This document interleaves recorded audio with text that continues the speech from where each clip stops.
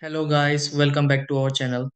Sitting in a warm room while your Midea air conditioner keeps running without actually cooling can become frustrating pretty quickly, especially when everything sounds normal but the temperature never seems to change. Sometimes the airflow feels weak, while in other situations the unit blows air but it does not feel cool at all. Small things like settings, airflow blockages, filter buildup, or room conditions can sometimes affect cooling more than people expect. Before assuming something expensive needs attention, there are a few simple things worth checking because many cooling problems can improve after a quick adjustment. Let's go through some easy steps that may help your media air conditioner cool properly again. Try these. Step 1. Check the cooling mode on the media air conditioner and make sure it is not set to fan mode. Step 2. Remove dust from the filter inside the media air conditioner if airflow feels weak. Step 3. Lower the temperature setting on the media air conditioner to help cooling start more effectively.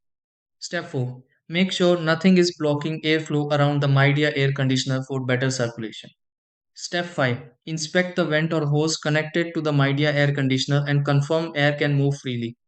Step 6. Restart the media air conditioner and check if cooler air begins coming out normally again.